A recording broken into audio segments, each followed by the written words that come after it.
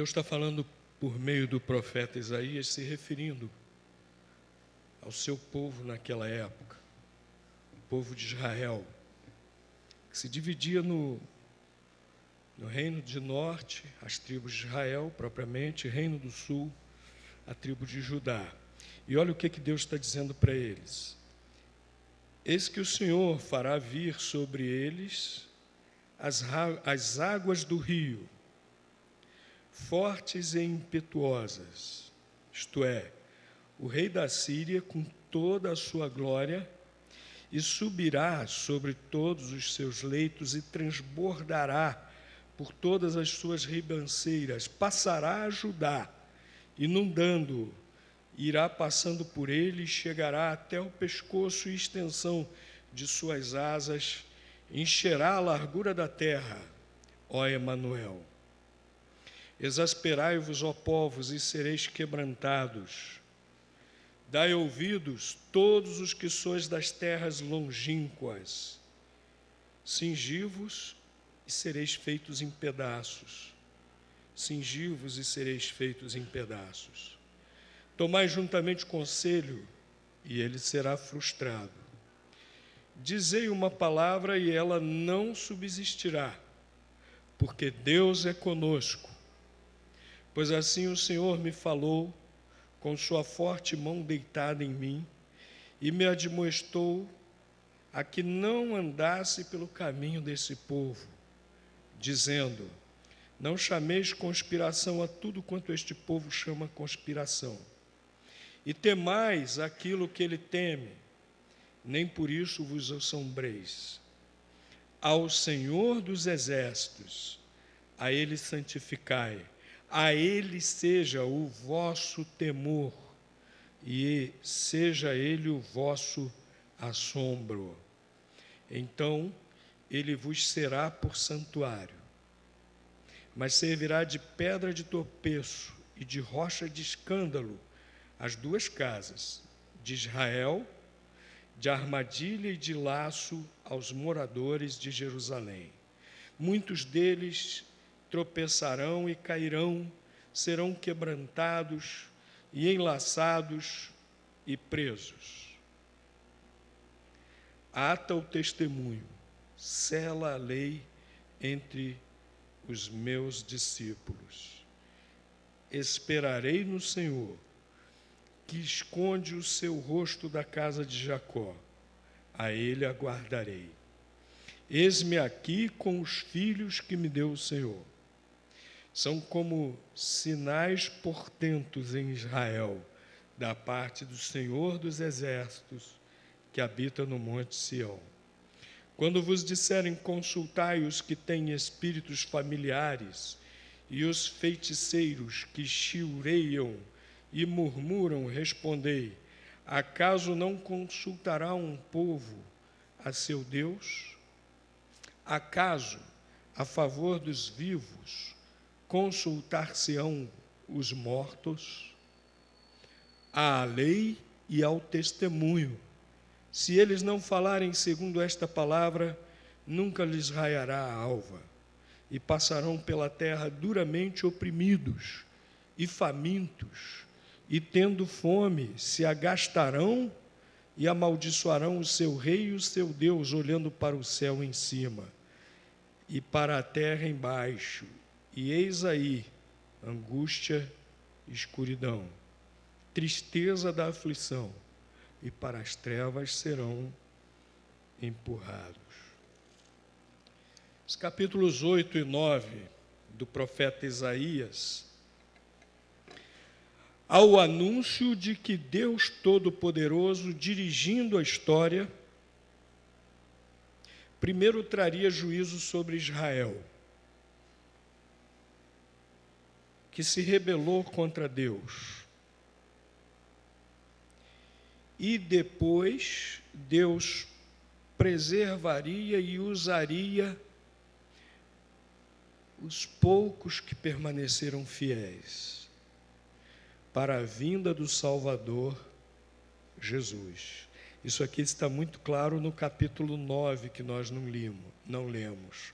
Fala de que os fiéis seriam novamente cuidados por Deus, se multiplicariam e raiaria a luz, e viria o rei que nasceria como menino, e o seu reinado nunca terá fim, e será um reinado de paz para aqueles que se submetem a ele, ao Rei Jesus.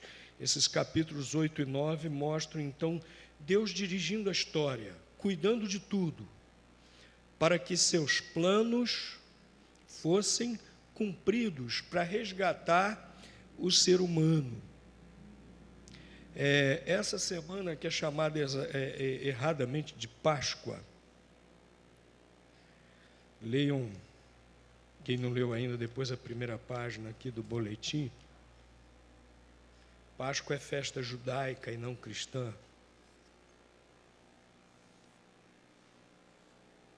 Antigamente, esses dias eram chamados de Semana Santa. E depois, não sei por que, a própria Igreja Católica começou a chamar de Páscoa. E o comércio tem enfatizado muito a Páscoa. Para quê? Porque são tementes a Deus? Não, para vender muito chocolate. E agora inventaram também para vender na Páscoa uma tal de Columba da Páscoa. Acho que não pegou esse negócio. E vendem muito bacalhau, essa coisa. Então, o comércio gosta de incentivar essas coisas, né? Surgiu um hábito interessante agora de cumprimentar desejando boa Páscoa. O que é uma boa Páscoa? Será que é ter bacalhau para comer e chocolate de sobremesa? Né? A Páscoa judaica não era nada disso.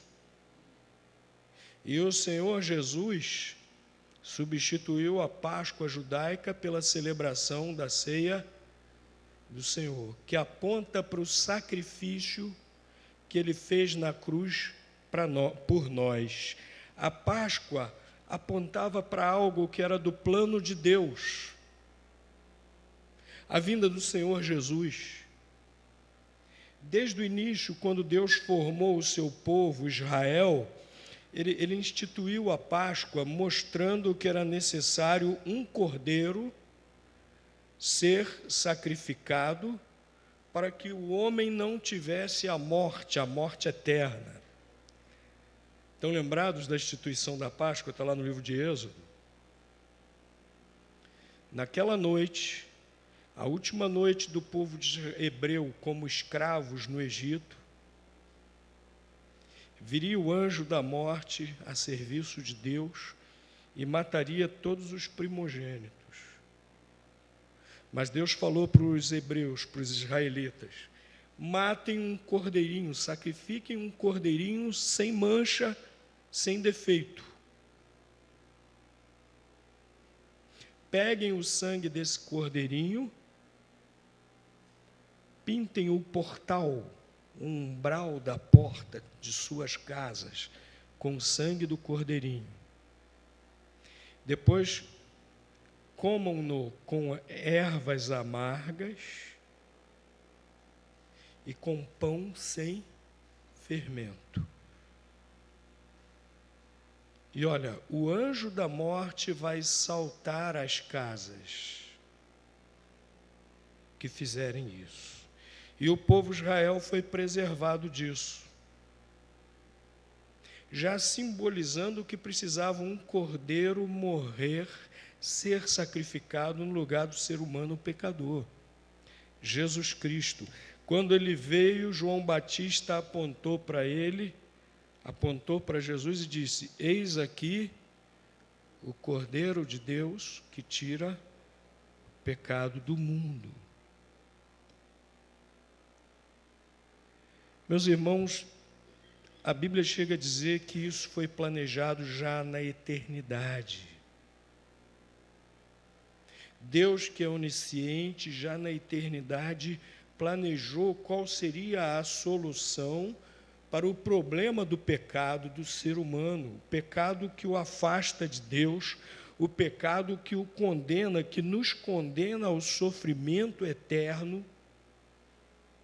E o texto aqui de Isaías, capítulo 8, já fala sobre isso, sobre essa condenação, que não seria somente a condenação ali de Israel, de virem os caldeus e destruírem tudo como uma enxurrada, mas o final do capítulo 8 diz que os pecadores que não se arrependem, olha aqui o final do versículo 22, para as trevas serão empurrados. O pecado vai empurrando o ser humano cada vez mais para as trevas, não tem limite, até que, partindo para a eternidade, ele vai para as trevas eternas, condenação eterna.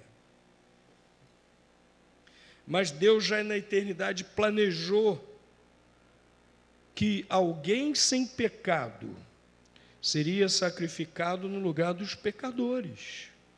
E foi dirigindo a história para tudo isso. E a rebeldia, o pecado daquele povo era um obstáculo ao plano de Deus.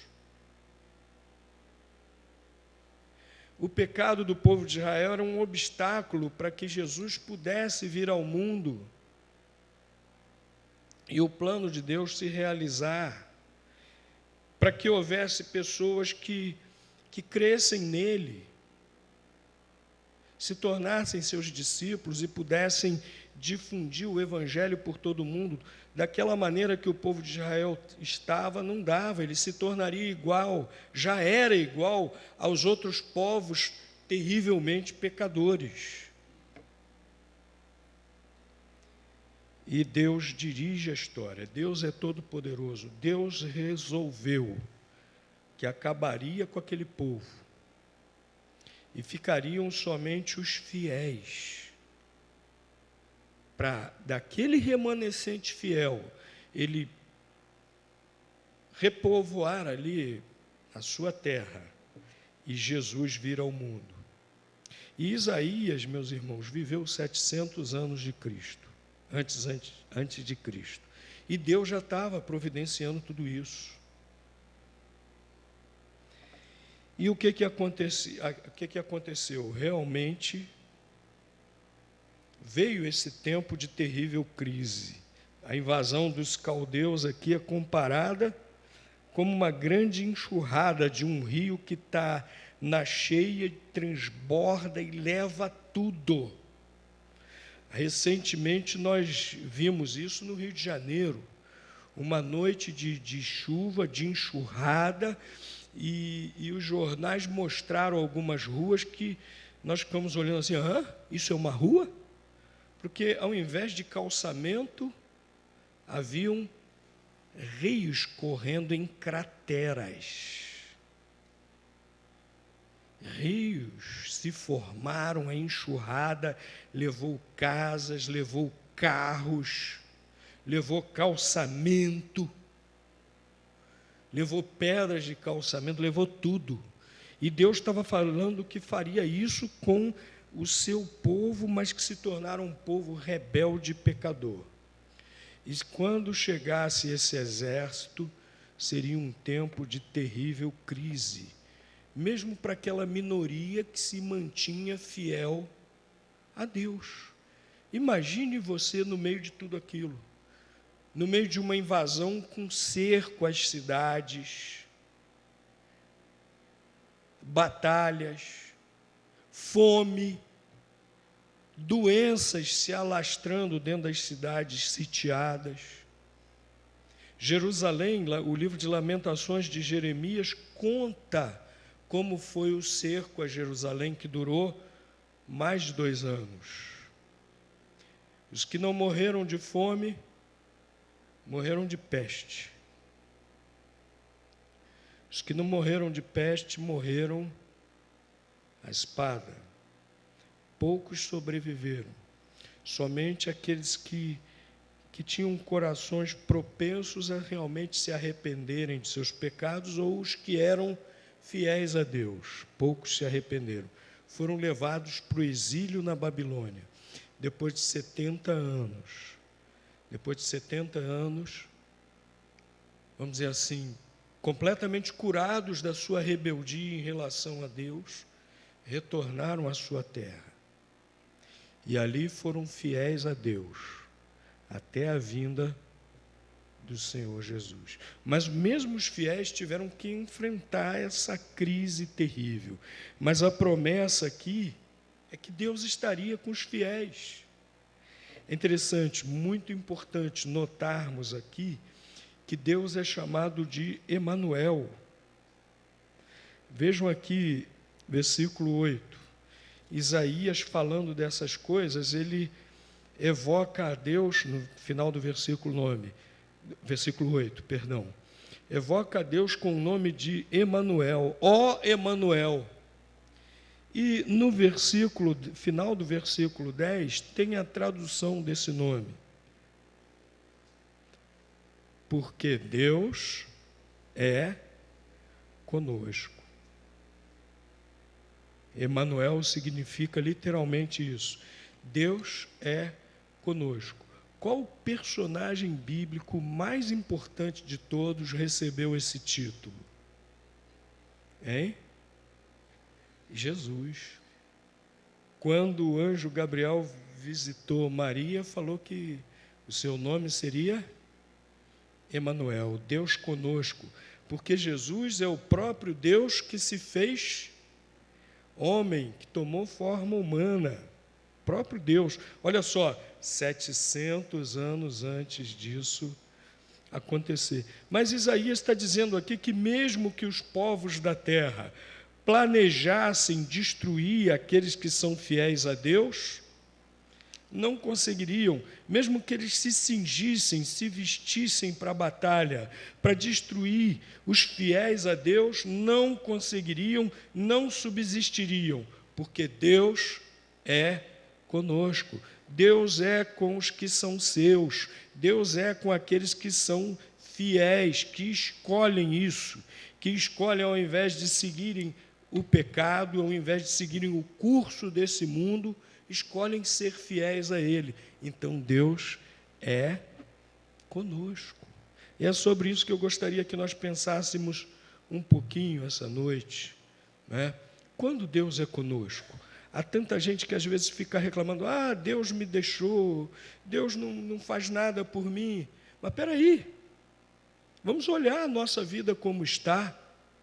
Às vezes Deus até quer nos ajudar.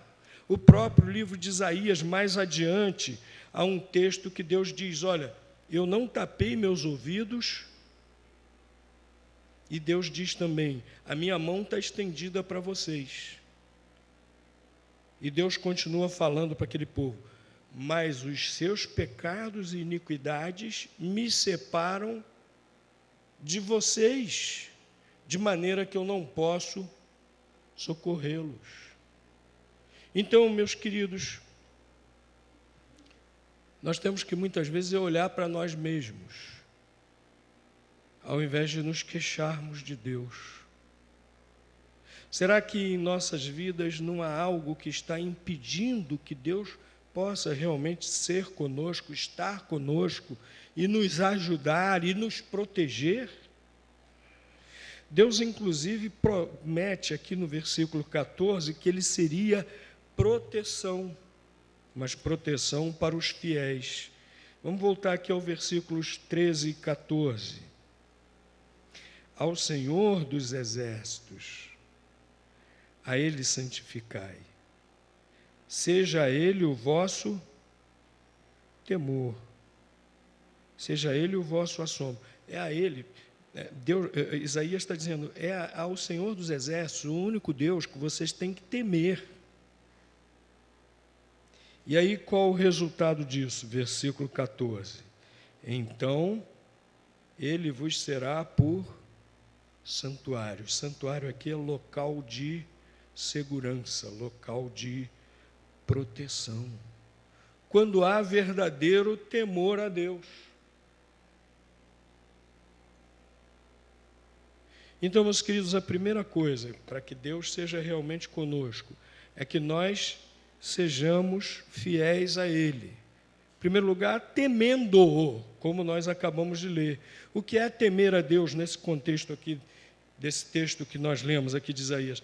É reconhecer que Deus é todo-poderoso. é conhecer que nós precisamos nos submeter totalmente, obedecer totalmente a Ele e recorrer somente a Deus. Versículo 19, Isaías também fala sobre isso. Aquele povo não estava sendo fiel a Deus porque não estava recorrendo somente a Deus, estavam recorrendo a falsos deuses, estavam recorrendo a médiuns que consultavam espíritos de mortos, espíritos familiares, feiticeiros. Versículo 19, quando vos disserem, consultai os que têm espíritos familiares e os feiticeiros, que chiureiam e murmuram, respondei, acaso não consultará um povo a seu Deus? Ao invés de consultarem a Deus, ao invés de confiarem em Deus, ao invés de crerem somente em Deus, iam consultar a espíritos demoníacos que enganavam.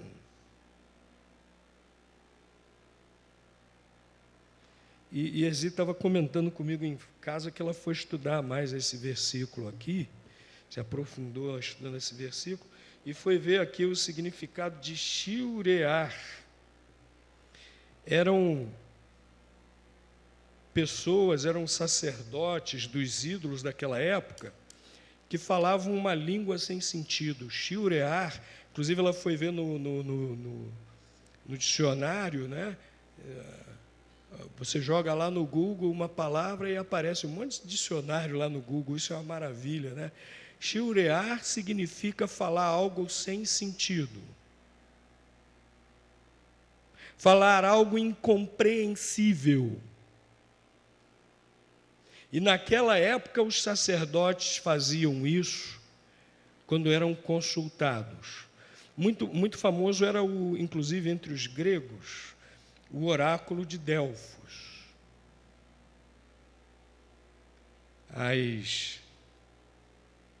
Esqueci o nome das moças que entravam em transe lá, diz que recebiam o espírito dos deuses, aí falavam algo incompreensível e o sacerdote interpretava.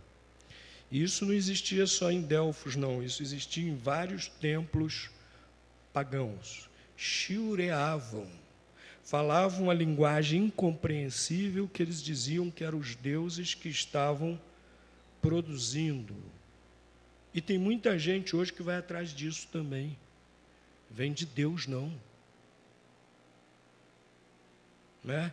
Essas adivinhações aí numa língua que ninguém entende, tem que ter alguém para interpretar, ele está querendo dizer para você que você deve fazer isso, isso, aquilo outro, que você não deve fazer isso, isso, aquilo outro.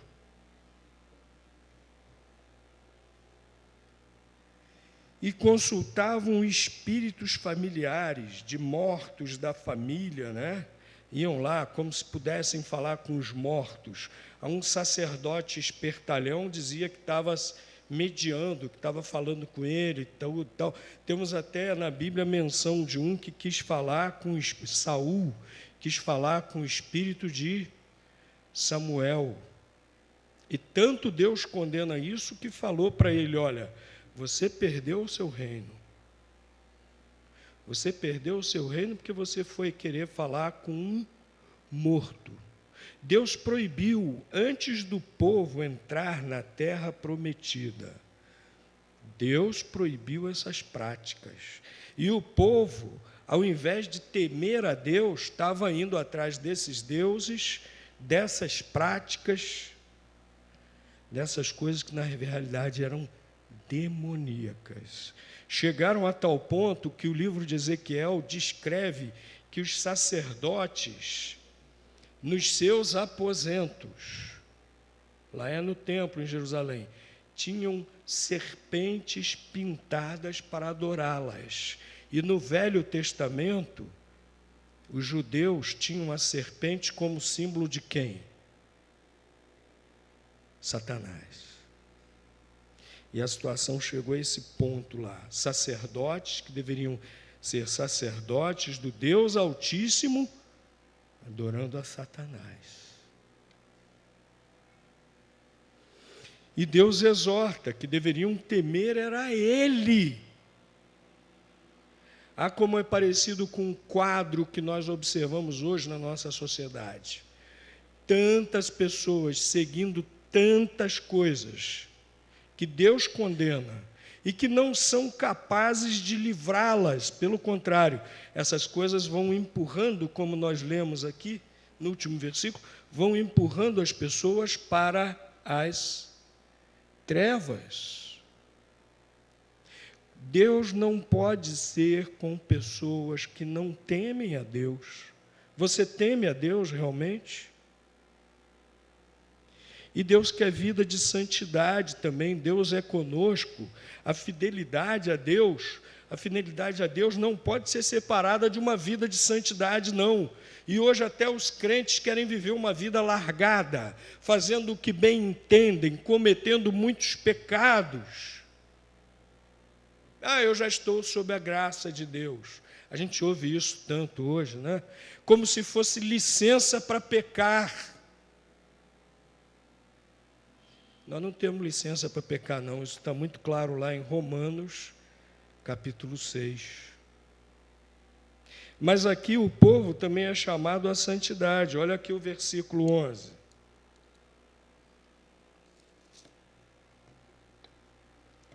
Pois assim o Senhor me falou, com sua forte mão deitada em mim, e me admoestou a que não andasse pelo caminho desse povo. Qual era o caminho do povo de Israel? Qual estava sendo a conduta do povo de Israel? Pecado. E Deus admoestou Isaías. Interessante aqui como ele diz que Deus o admoestou. Deus lhe deu um sacode. O texto aqui diz, Isaías diz, o Senhor me falou com a sua forte mão deitada em mim. A forte mão de Deus no ombro de Isaías, como que sacudindo Isaías. Isaías, não seja como esse povo, não siga o caminho desse povo, Isaías. Acorda, Isaías, você é meu servo, você tem que ser diferente, você não tem que seguir o caminho de pecado. Meus irmãos, quantas vezes nós estamos precisando dessa forte mão de Deus no nosso ombro, para nos sacudir. Ei, não faz isso, você é do povo de Deus, você precisa ser fiel a mim, eu sou com você, se você não andar no caminho pecaminoso desse povo. E quantas vezes Deus quer nos sacudir, mas a verdade é que às vezes, alguns de nós chegam a um ponto que Deus sacode, mas está nem ligando. Não adianta mais Deus sacudir. Deus é conosco quando nós somos fiéis a Ele, meus irmãos. Esses têm a promessa de que Ele será por santuário, de que Ele é o Emanuel, de que Ele é o Deus conosco. Mas Deus é conosco também quando confiamos na sua proteção. Olha o versículo 17, o que Isaías falou. Esperarei no Senhor, que esconde o seu rosto da casa de Jacó. A Ele aguardarei. Olha, eu vou confiar no Senhor. Ele vai trazer tudo isso aqui sobre a casa de Jacó, sobre o povo de Israel, mas nele eu confiarei. Vou continuar confiando nele. Meus irmãos, Deus é conosco quando nós confiamos nele. Ele prometeu que seria com os fiéis, e Isaías confiou. Deus está conosco e nos protege, irmãos, quando nós realmente procuramos a sua proteção, confiamos nele. Quando confiamos nele, ele é conosco. Quantas vezes nós nos encontramos, nos deparamos com situações que nós não podemos fazer nada, nada, nada. E confiamos nele, e esperamos nele, não desanimamos, e ele realmente vem em nosso socorro. Eu acho que todos nós teríamos algum episódio para contarmos em que ele nos protegeu, ou nos ajudou, ou nos amparou de alguma forma, de alguma maneira, que nós não poderíamos fazer mais nada, porque confiamos nele. Mas, meus queridos, por último, Deus é conosco, porque ele é misericordioso, sim, mas porque ele quer realizar o seu plano. Capítulo 9, vamos ler só um pouquinho, só alguns versículos. Versículo 3, olha só. O que Isaías fala? É interessante que Isaías não usa o tempo futuro, não, ele usa o passado. A certeza de que Deus agiria era tão grande que Deus fala como se já tivesse feito, Deus fala como se já tivesse realizado. Tu multiplicaste este povo, a alegria lhe aumentaste. Aí agora sim ele fala no futuro. Todos se alegrarão perante ti, como se alegram na ceifa, como exultam quando se repartem os despojos. Tu multiplicaste este povo. Ele vem falando nos versículos 1 e 2 como aquela região de Israel seria repovoada. E no versículo 3 ele deixa claro que isso seria providência de Deus. Ele que multiplicaria o povo ali novamente na sua terra, em Israel. Tu multiplicaste este povo. E para que isso?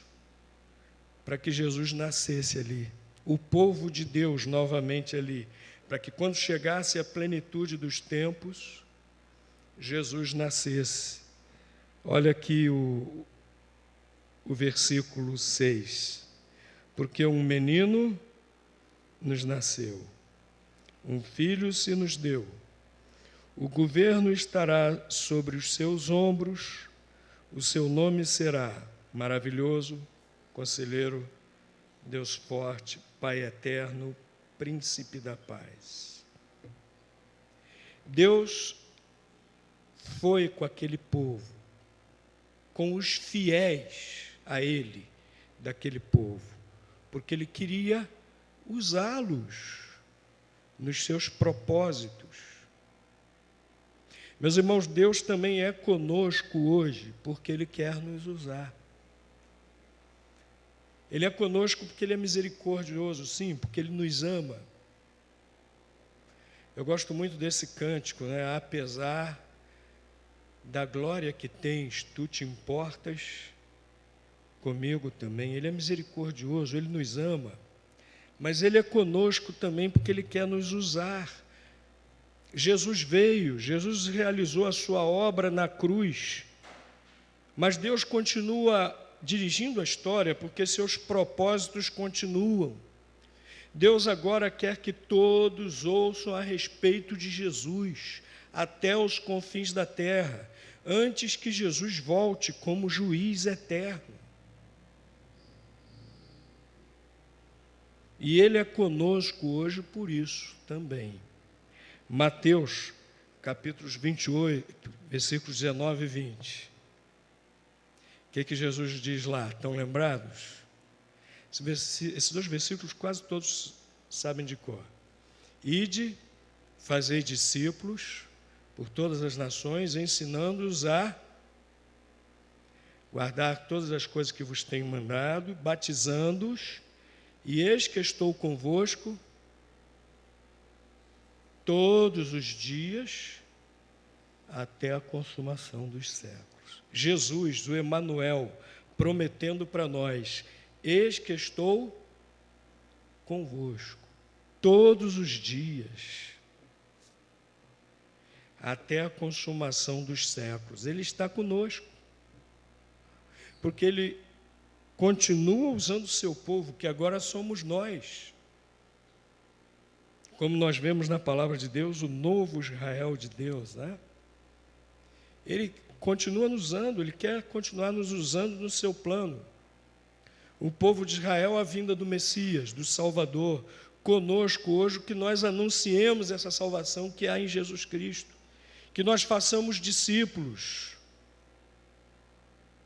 E Ele continua conosco, porque Ele quer nos usar. Meu querido, Deus é com você. Seja fiel a Ele, confie nele, disponha-se a servi-lo, seja qual for a situação. Deus é com você. E você que ainda não entregou a sua vida a Cristo, quer a presença verdadeira dele na sua vida, reconheça Deus como soberano de sua vida. Arrependa-se de seus pecados. Diga para Jesus: Senhor Jesus, eu estou aqui. Senhor Jesus, eu me arrependo de meu pecado. Eu confio, eu creio de todo o coração que o Senhor é o único Salvador. Transforma o meu coração. Me dá a certeza da vida eterna. E me usa agora para levar a Tua palavra, para levar a Tua mensagem para as outras pessoas. E Jesus diz lá no Evangelho de João, capítulo 6 e também no capítulo 10, qualquer que vier a mim, de maneira nenhuma lançarei fora. Você será de Jesus, o Emanuel. E aí Deus será de fato presente em você, na sua vida. Uma coisa é ter um objeto pendurado no peito, uma cruz com uma figura que se julga ser de Jesus no peito, ou na parede, ou venerar numa igreja. É um mero objeto, uma mera representação. Outra coisa, você ter realmente o Deus conosco na sua vida. Entrega a sua vida a Jesus, o Emanuel, o Deus conosco. Amém.